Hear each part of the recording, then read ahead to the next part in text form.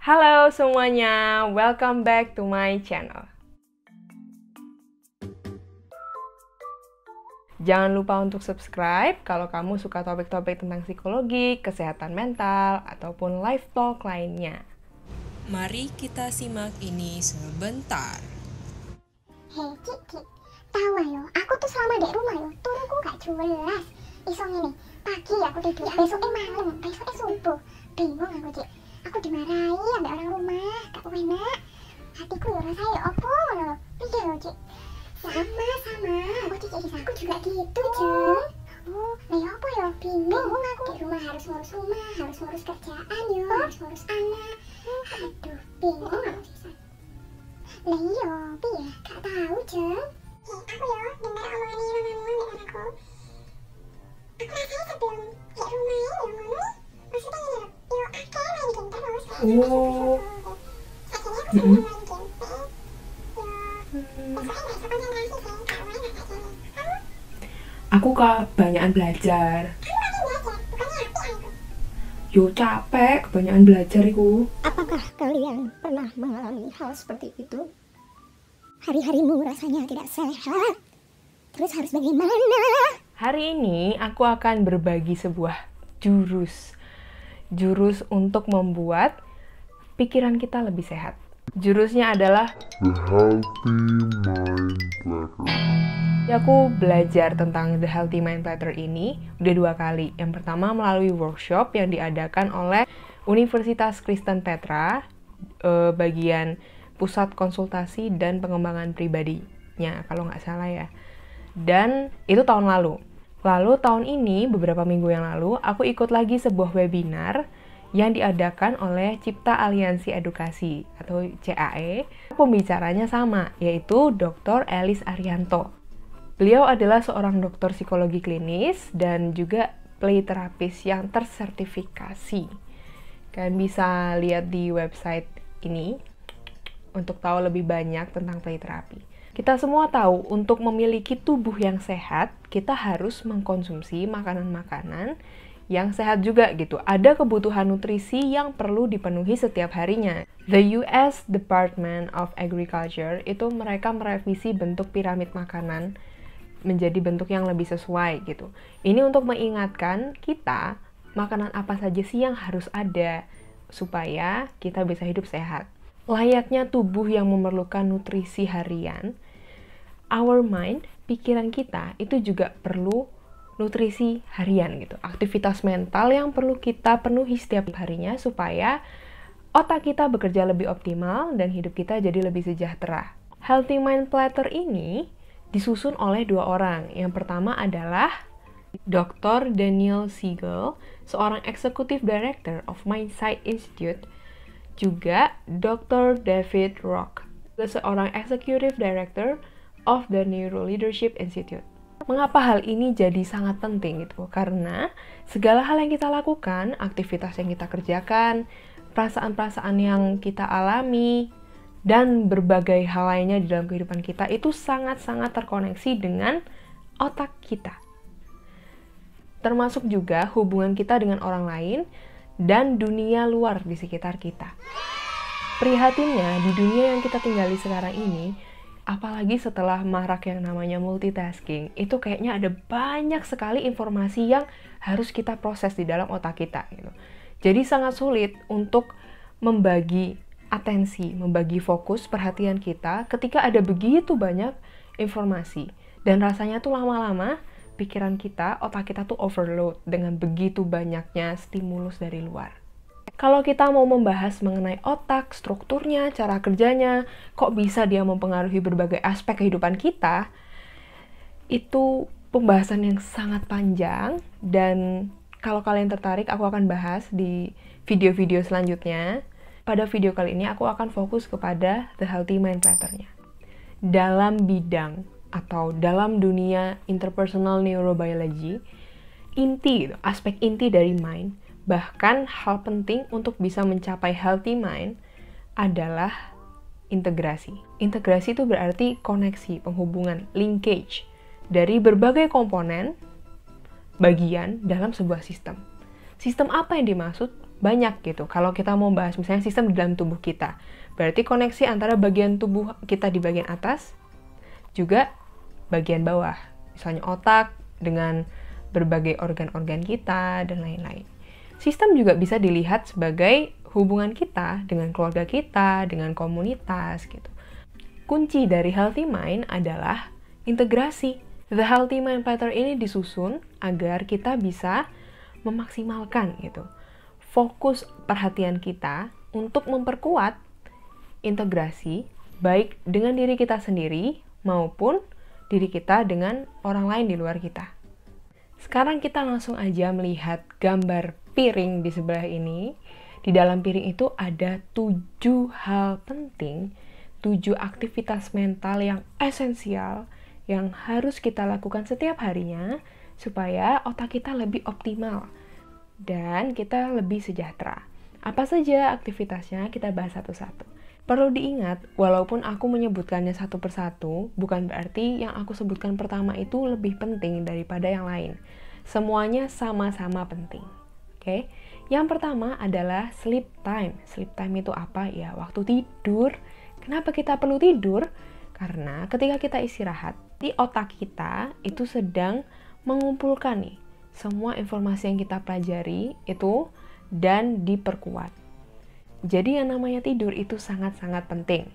Selain itu, otak kita juga recover, juga memulihkan diri dari apa yang sudah kita pelajari, pengalaman-pengalaman dalam satu hari itu, sehingga besok udah siap. Selanjutnya ada physical time. Apa itu?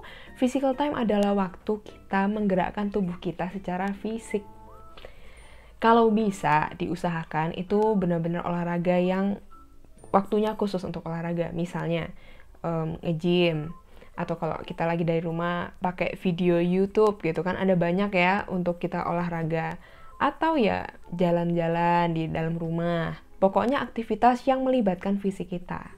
Selain membuat kita menjadi lebih sehat, menjadi lebih kuat, kita juga membuat otak kita lebih kuat dalam berbagai cara. Selanjutnya adalah focus time, yaitu waktu di mana kita benar-benar fokus mengerjakan sebuah tugas, mencapai goal tertentu, tujuan tertentu. Ketika kita fokus melakukan sesuatu, misalnya kalau misalnya masih pelajar atau mahasiswa, ya belajar, mengerjakan tugas, atau buat yang bekerja ya bekerja, melakukan pekerjaannya. Di situ kita juga memperkuat koneksi di dalam otak kita secara lebih dalam. Selanjutnya ada time in. Time in adalah waktu kita untuk refleksi secara internal. Jadi kita fokus merasakan apa yang kita rasakan, sensasi-sensasi dalam tubuh kita. Bisa juga kita merefleksikan pikiran dan perasaan kita. Time in ini akan membantu kita untuk mengintegrasikan otak dengan lebih baik. Salah satu contoh kegiatannya adalah meditasi. Ada juga deep breathing, bernafas dalam. Ada video yang aku buat tentang deep breathing di sini. Itu adalah video untuk sebenarnya untuk anak-anak murid-muridku, tapi bisa juga dipakai oleh orang dewasa. Selanjutnya ada downtime. Downtime ini seperti kita lagi ngecas HP. HP-nya nggak dipakai, seharusnya ya. HP-nya nggak dipakai, dibiarin di situ, ngecas. Udah. Jadi, apa yang kita lakukan? Kita nggak ngelakuin apa-apa. Kita nggak harus fokus terhadap sesuatu. Let your mind wander, terus relax. Untuk apa? Untuk recharge otak kita. Lalu ada yang namanya connecting time. Ya, waktu untuk kita berhubungan sama orang lain. Idealnya itu in person, entah kita ngobrol sama si A, ngobrol sama si B, sama papa mama. Jadi yang kita lakukan itu adalah membangun hubungan yang berkualitas sama orang lain. Juga connect dengan dunia di sekitar kita, dengan alam, mengapresiasi dunia. Dan yang terakhir, tapi juga sangat penting adalah playtime. Playtime ini nggak cuma kita harus main bola atau kita main game, no. Kita mengizinkan diri untuk jadi spontan, untuk kreatif, playful, merasakan pengalaman-pengalaman yang fun, yang kita benar-benar enjoy. Ketika kita melakukan waktu untuk play, kita mengizinkan otak kita untuk membentuk koneksi-koneksi baru. Playtime ini sangat-sangat menarik dan sangat penting di dalam kehidupan kita ternyata, baik anak-anak maupun orang dewasa. Aku akan bahas tentang play ini di video selanjutnya, so wait for it. Perlu diingat bahwa tidak ada waktu tertentu gitu. Oh, kamu harus playtime sebanyak ini. Kamu harus olahraga selama ini. Kamu harus fokus selama berapa jam. Karena setiap orang berbeda-beda. Jadi, kita perlu membuat mind platter kita. Yang penting, semua aktivitas itu harus kita lakukan. Bahkan ketika hanya sebentar. Aku tuh sibuk banget gak punya waktu buat bermain. Tenang saja, kita bisa menggabungkan berbagai aktivitas dalam satu kegiatan. Contohnya, berkebun. Saat berkebun, kita bisa sambil physical time, mencangkul-cangkul. Kita juga bisa sambil time in. Bisa juga sambil playtime, bermain dengan pohon-pohon. Atau kalau kita mencangkul dengan saudara, dengan keluarga, it's fun. Menurut mamaku. Contoh lainnya, kita juga bisa melakukan kegiatan memasak bersama dengan anak. Itu bisa jadi playtime, bisa jadi physical time, dan lain-lain. Bisa diintegrasi. Karena ini sangat fleksibel, jadi sangat-sangat mudah. Makanya aku juga sempat menerapkan hal ini dan it's so fun kalau menurutku. Karena akhirnya dalam hidup kita tuh seimbang gitu. Sekarang coba deh ambil kertas, atau kalau kalian punya HP atau tab untuk digambar-gambar, whatever, silahkan. Gambarkan di situ lingkaran, lalu kira-kira berapa lama sih waktu yang kalian gunakan untuk play, untuk fokus, untuk physical time selama ini. Contohnya kayak gini ya, ini salah satu kertas aktivitasku waktu ikut workshopnya Dr. Alice itu. Tara, di sini bisa lihat ya, ternyata dalam keseharianku gitu, nggak ada downtime, nggak ada time in, banyak yang nggak ada gitu. Dan that's why gitu, rasanya kok kayaknya capek. Jadi kalian lihat, apa aja sih yang sudah ada dalam keseharian kalian, dan apa yang belum. Kalian boleh menggambarkan gitu, misalnya di lingkaran lagi, idealnya kayak gimana. Aku akan mencoba menambahkan berapa banyak waktu playtime, misalnya berapa banyak waktu downtime yang belum ada di lingkaran sebelumnya. Atau kalau, aduh nggak usah gambar deh gitu, list aja gitu di HP. Atau kalian bisa foto mind platternya, terus kalian ingatkan aja diri sendiri, oh hari ini aku udah fokus, aku hari ini udah ini. Yang penting adalah kita melakukan itu, kita punya waktu untuk setiap aktivitas itu. Dan itu sebenarnya sama sekali nggak susah. Dengan melakukan ketujuh aktivitas ini, kamu memiliki waktu dengan dirimu sendiri, mengoptimalkan otakmu dengan bagian-bagian lain dalam tubuhmu, dengan berbagai pengalaman di sekitarmu, juga memperkuat relasimu, hubunganmu sama orang-orang di sekitar. Seharusnya ketika kita sudah memenuhi kebutuhan kita ini, rasanya akan lebih enak keseharian kita, akan lebih produktif, perasaan kita lebih oke, dan lain-lain. Catatan penting. Kebutuhan kita bisa jadi berbeda ketika kita tambah dewasa. Mungkin akhirnya kita harus fokus lebih lama. Mungkin akhirnya kita harus istirahat lebih lama ketika kita sadar, oh aku kok kerja terus ya. Gak apa-apa, karena kita memang manusia yang terus berkembang. Komposisi banyaknya waktu yang kita luangkan untuk setiap aktivitas itu pun mungkin akan berubah-ubah karena kebutuhan kita yang berubah juga.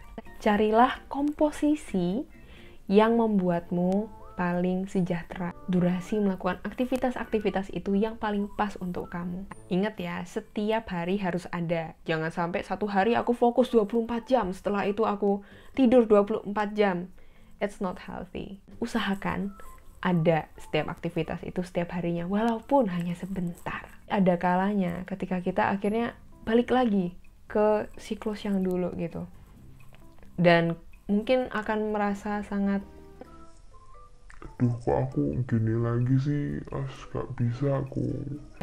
seperti yang tadi aku bilang, kehidupan kita itu berubah, bergerak terus, dinamis. Jadi ada kalanya ternyata hal-hal baru datang. Kalau kita udah merasa, Aku rasanya gak sehat lagi, aku balik lagi ke kehidupanku yang agak kacau maksudnya kayak nggak semua kebutuhanku terpenuhi. aku pun setelah 1 minggu habis itu struggle lagi karena ada banyak hal yang berubah. Aku juga berusaha untuk kembali merefleksikan lagi, oh kayaknya akhir-akhir ini, oh aku lupa untuk downtime dan lain-lain. Dicoba lagi besoknya, gak apa-apa. Pause dulu, kalau kamu begitu lelah, it's okay to take a rest, then try again, it's okay. Karena yang namanya proses itu gak semudah membalikkan telapak tangan.